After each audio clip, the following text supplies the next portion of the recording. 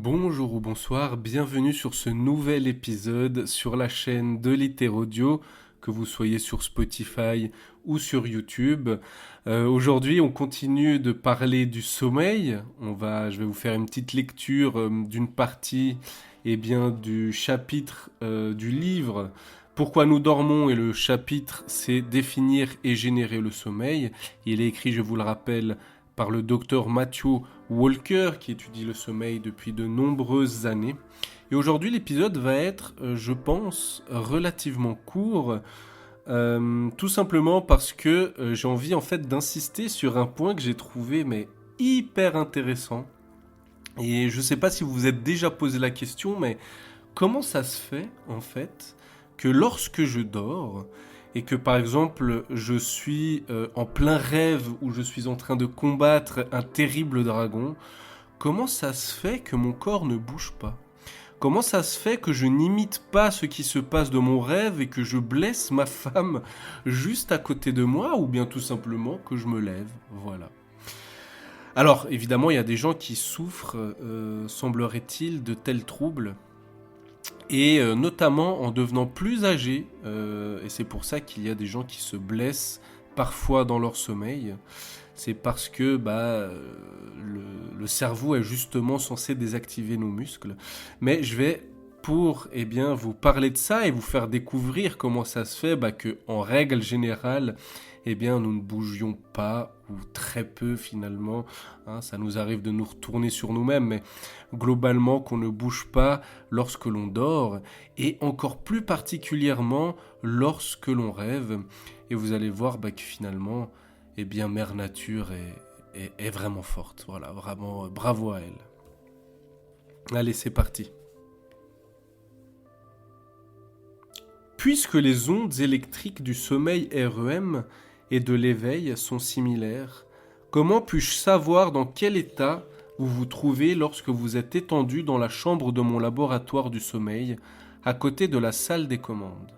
C'est votre corps, et notamment ses muscles, qui sert d'indicateur. Avant votre coucher, nous appliquons des électrodes sur votre corps en plus de celles fixées sur votre tête. Lorsque vous êtes réveillé, même couché et détendu, vos muscles conservent une tension, un tonus d'ensemble. Ce fredonnement musculaire régulier est facilement détecté par les électrodes enregistrant ce qui se passe dans votre corps. Lorsque vous entrez dans le sommeil NREM, certaines de ces tensions musculaires disparaissent, mais beaucoup persistent. Un changement impressionnant se produit toutefois au moment où vous franchissez le cap menant vers le sommeil REM. Quelques secondes avant le début de la phase de rêve, pour toute la durée de cette période, vous vous retrouvez complètement paralysé, sans aucune tonalité dans les muscles volontaires de votre corps. Absolument aucune.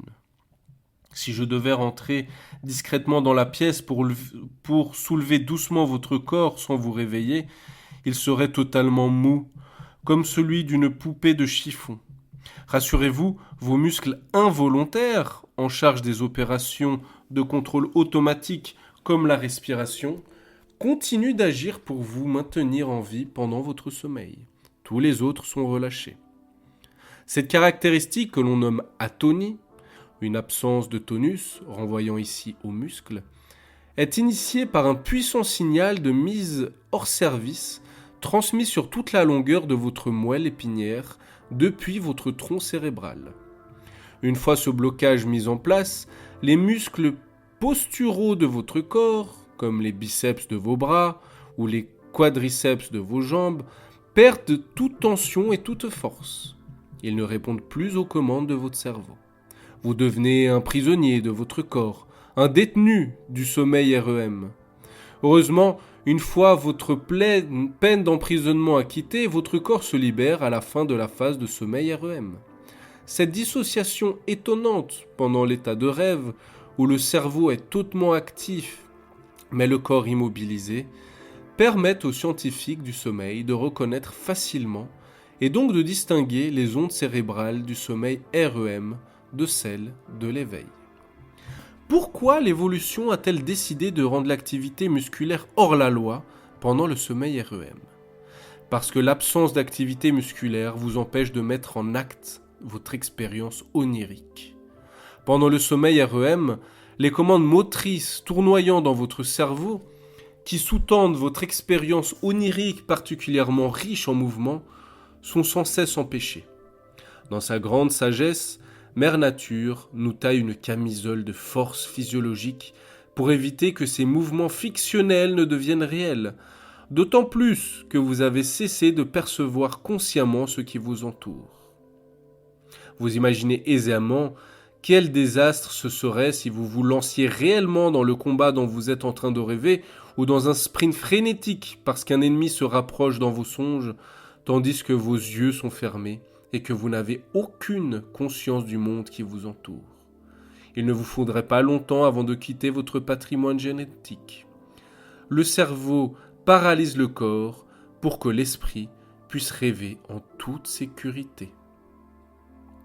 Comment savons-nous que ces commandes de mouvement restent présentes, sinon parce que le dormeur nous raconte en se réveillant qu'il s'est battu ou qu'il a couru dans ses rêves?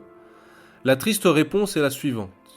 Parce que ce mécanisme de paralysie fait défaut à certaines personnes, notamment âgées. Par conséquent, elle convertit ces pulsions motrices liées au rêve en actions physiques dans le monde réel. Comme nous le lirons dans le chapitre 11, les répercussions peuvent être tragiques. Et bien voilà, je pense que vous avez très probablement appris quelque chose dans cet épisode, comme quoi c'est pas la taille qui compte, n'est-ce pas? Et c'est logique quelque part, c'est totalement logique, mais du coup je me demande, les somnambules, qu'est-ce qui se passe au niveau des somnambules? Est-ce que justement c'est quelque chose, en fait ils sont en train de rêver pendant qu'ils dorment? Voilà, alors donc je vous le dis déjà d'avance, oui, il y aura très probablement un épisode consacré au somnambulisme. Mais en attendant, eh bien, je vous invite à aller écouter les épisodes précédents, que ce soit ceux, alors toujours ceux liés au sommeil, vu que si vous êtes tombé sur cette vidéo, c'est parce que le sommeil vous intéresse. Sommeil très vaste, j'ai encore plein de vidéos et d'audios, de podcasts à préparer sur le sommeil. Je vous invite déjà à aller écouter les autres podcasts sur le livre, en tout cas inspiré du livre du Dr Matthew Walker, Pourquoi nous dormons, mais vous verrez qu'il y a d'autres épisodes consacrés au sommeil. Tous ont leur importance. N'oubliez pas que nous dormons normalement, si tout se passe bien, environ un tiers de notre vie. Donc comprendre le sommeil, c'est tout de même comprendre un tiers de notre vie, ce qui est, eh bien, avouons-le, déjà pas mal. Voilà, à la prochaine. Et puis, j'ai envie de dire bonne nuit, ou bonne sieste, ou bon réveil.